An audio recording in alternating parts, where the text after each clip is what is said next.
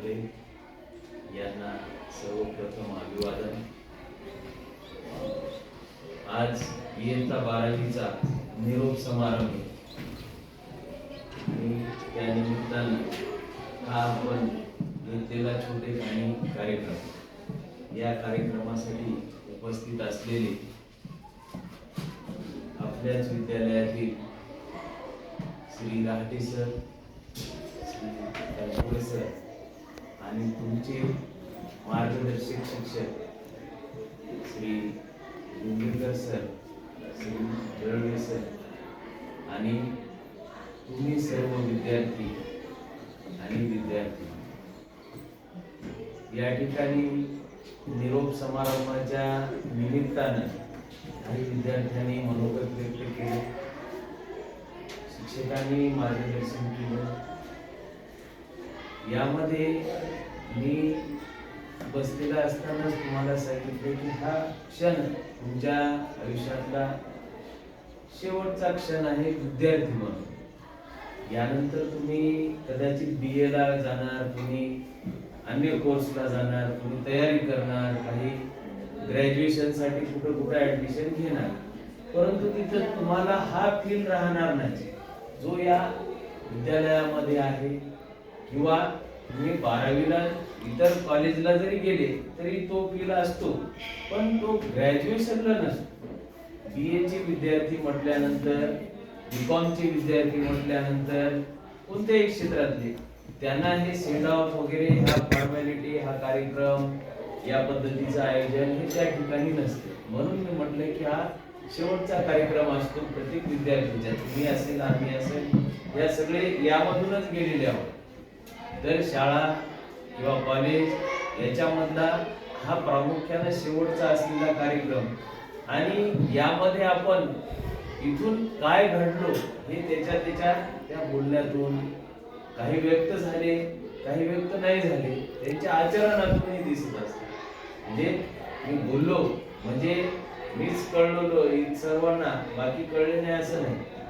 हा क्षण 2 मिनिटाच्या बोलण्याचा नसतो, त्याचं टिपिकल वर्तन हे 11वी 12वी 2 वर्षात कसं होतं, काय होतं, ते प्रत्येक प्रसंगामध्ये आपल्याशी कसे वागले, कसे बोलले, हे देखील आपल्या स्मरणात आहे। काही विद्यार्थ्यांनी सांगितलं की लिंबेकर सरांनी खूप चांगलं मार्गदर्शन केलं, ते आता बघून केलं का नाही, त्यांच्या त्या मनावर ते कोरलेलं आहे।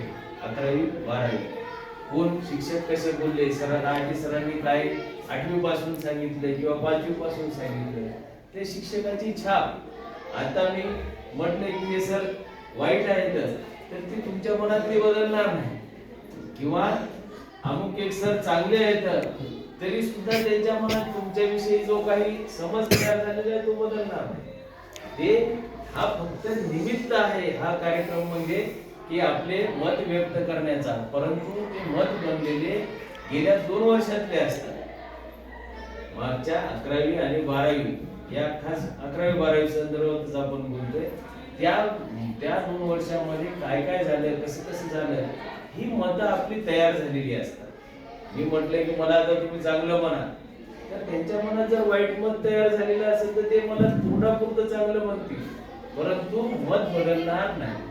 मत ते फिक्स राहणार आहे की ते बाहेर गेल्यानंतर बोलणार, जेव्हा त्यांना चान्स मिळेल, ते शिक्षक खूप वाईट आहे, अमुक मुख्याध्यापक खूप वाईट आहे, किंवा अमुक हे खूप वाईट आहे, हे वाईटच नाही, ते चांगल्याबद्दलही कसं म्हणतील। म्हणजे ते मला म्हणायचे की तुमचे त्यांचं मत आहे, तर हे मत या 2 वर्षात तयार झालेलं असते। परंतु हे मत तयार करत असताना आपल्याला आपल्या जीवनामध्ये याचा उपयोग कसा करता येईल, त्याच्यानुसार कोणी एखाद्याला चांगलं बोललं म्हणून ते चांगले असं असते का? नाही। तुम्ही बाहेर पडल्यावर तुमच्या लक्षात येईल की जे वाईट बोलत होते तेच चांगलं आहे। लिंबेकर सरनं रागवलं असेल, दळवे सरनं किंवा मग राहटे सरनं, तर नंतर कळते ते अरे ते सर आपलं रागवत होते ते खूप चांगलं होतं, आहे की नाही, हे इथं नाही कळत, ते बाहेर पडलं। म्हणून ही अशा पद्धतीची एक तुमची जीवन बदलाची प्रक्रिया इथपर्यंत झालेली आहे, आणि इथून जे घडले ते बाहेर पडणार आहे। आता विद्यार्थिनींसाठी खास करून त्या विद्यार्थिनी जास्तही आहे आणि त्यांच्यासाठी महत्वाचं आहे, कारण आता त्या आपण ग्रामीण भागातून आहोत. या विद्यार्थिनींना पुढे कॉलेजला यांच्या घरचे जाऊ देतील की नाही हे एक प्रश्नचिन्ह आहे की नाही. आता मग ते तुम्ही मुक्त विद्यापीठात ऍडमिशन घ्या, मी इथंच करा, झालं तरी पण आहे की नाही. पण असं कॉलेजला रोज तुम्हाला सगळा ग्रुप करून जाणं आणि येणं असं काही कदाचित शक्य होणार नाही. म्हणून मी त्यांच्यासाठी खास करून सांगितलं. आणि सरांनी सांगितलं की विद्यार्थी येतात हे होतात. सर ते आलेही तरी सुद्धा तो फील आपल्यातही नसतो. आता ते संतोष सोनटक्के आला होता, आता इथं आल्यानंतर ते आता बाहेरचा विद्यार्थी म्हणून बऱ्याच वेळेस माझ्याकडून असे म्हणजे जे काय म्हणतो त्याला आहो काहो टाईपचे शब्द त्याला जाऊ लागले. ते म्हणे सर मी तुमचा विद्यार्थी आहे ना, पण ते आता माझ्या बरोबरीचं दिसायला ना, ते मला वाटायला बरं बसा तुम्ही या. ते मला म्हणायला मी तुमचा विद्यार्थी आहे सर, मला आहो काहो कोण करायले. अरे बाबा तो तर बरोबरीचा झाला म्हटलं. आता ते माझे हेच आहे, विद्यार्थी होता तेव्हा तर कधीच मी आहो काहो बोललो नसेल ना म्हटलं, बोललो का. तसं माझं इथं असल्यानंतरच ते माझं वर्तन कसं आहे तर ते फील त्यानंतर नसतो. तुम्ही बाहेरही भेटल्यानंतर आम्हाला तुम्हाला आदरानंच बोलावं लागते. इथं आम्ही पाडून घालून कसे बोलतो, कारण तुमच्यामध्ये ते बदल करायचे आहे. असं म्हणतात जर एखादी मूर्ती घडवायची असेल तर त्याला छन्नी हातोड्यानं वार करावा लागतो, आणि जो दगड जास्त वार सहन करतो त्याचा देव होतो, आणि जो दगड वार सहन करत नाही, दोन तुकडे होतात, त्याला त्या पायरीला नेऊन बसवण्यात येते, त्याच्यावर नारळ फोडण्यात येतात आयुष्यभर, आहे की नाही. जे उदाहरण आहे बघा तुम्ही की ज्या दगडानं जास्त घाव सहन केले, जो घाव सहन करतही फुटला नाही, तो जेवढा घाव त्याच्यावर पडला तेवढाच त्याचा खपुरे उडत गेले, त्याची काय झाली मूर्ती झाली. त्याला देव केलं, देवाऱ्यात बसवलं, त्याच्यावर रोज फुलं वाहिली जातात. आणि ज्या दगड एका घावामध्येच फुटला त्याला ते दोन्ही दगड फुटलेला दगड नेऊन त्या पायरीला बसवतात किंवा ते नारळ फोडायसाठी तिथे घेऊन देतात, त्याच्यावर नारळ फोडत जावं. म्हणजे पहा हे एक तुम्हाला त्याचं एक साधं उदाहरण दिलंय की ज्याला घाव सहन करायची क्षमता होती त्याच्यावर फुलं पडत आहे, आणि ज्याची क्षमता नाही सहन करायची त्याला आयुष्यभर मार खावं लागत आहे. म्हणून ही गोष्ट लक्षात घ्या तुम्ही की आपल्यालाही आपण आपल्या जीवनामध्ये जेवढं सहन करू तेवढं चांगलं स्थान आपल्याला मिळत असते. म्हणून प्रत्येकानं या ठिकाणाहून हीच गोष्ट घेऊन जाण्याची गरज आहे की आपण सुसंस्कारी होण्यासाठी संयमी होणं गरजेचं आहे. आणि आपल्या चांगल्यासाठी जर कुणी सांगत असेल तर त्याचं लहान असो मोठा असं आपण त्याचं ऐकलं पाहिजे. जर तुम्ही ओबिडियंट झाले तर आपोआपच हुशार होता. 10वी 12वी ह्या गोष्टी मॅटर करत नाही. असे अनेक विद्यार्थी आहेत ते 10वी 12वीला जेमतेम होते पण नंतर खूप चांगले घडलेले आहेत.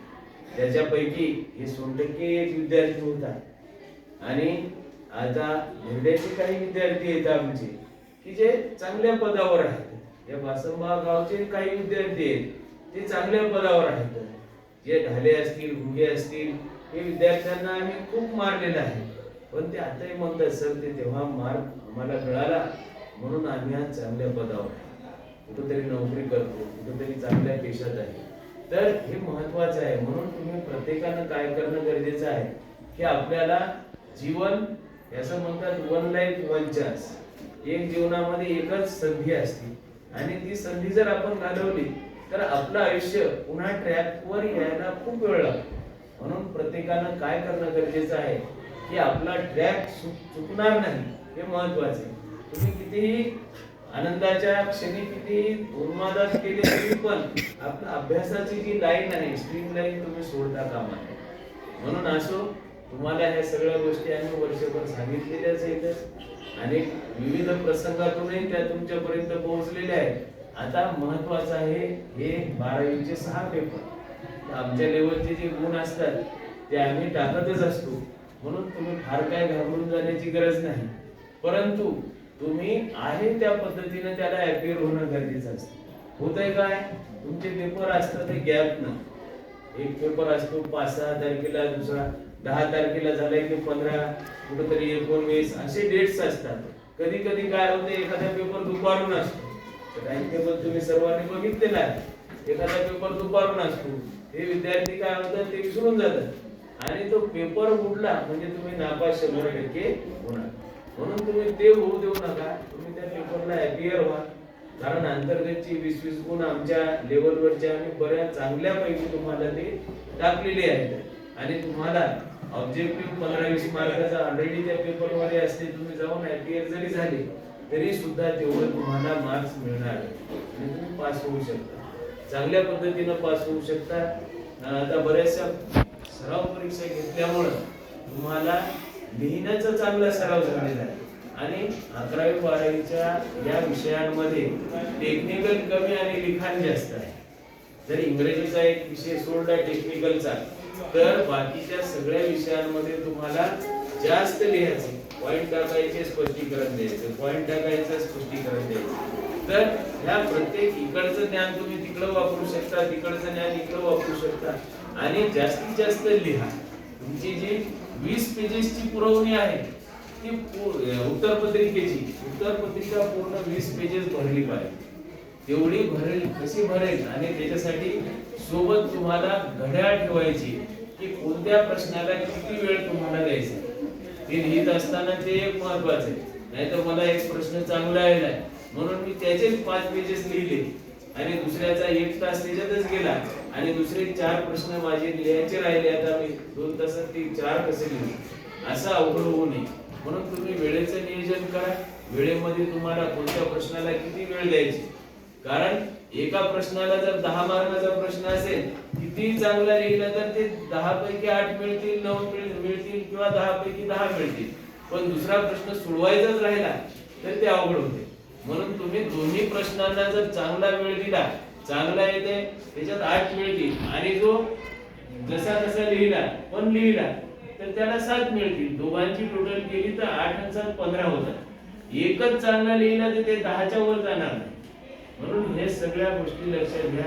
5ही प्रश्न तुम्ही एकदम चांगल्या पद्धतीने सोडवण्याचा प्रयत्न करा. प्रत्येक प्रश्नाला अटेम्प्ट करा. प्रत्येक प्रश्नाचा क्रमांक व्यवस्थित टाका. ह्या सगळ्या गोष्टी करा. इंग्रजीच्या बाबतीत त्यांनी आता सांगितलेलंच आहे 2-4 दिवसामध्ये तुम्हाला की कशा पद्धतीने तुम्हाला याची उत्तरे लिहायची. तुम्हाला आणखी मी सांगतो की इंग्रजीमध्ये तुमचं तेवढं काही अडचण नाहीये.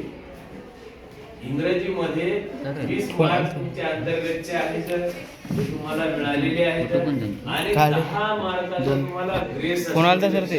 वैभव बडदम 10 मार्काचा ग्रेस असतो कसा.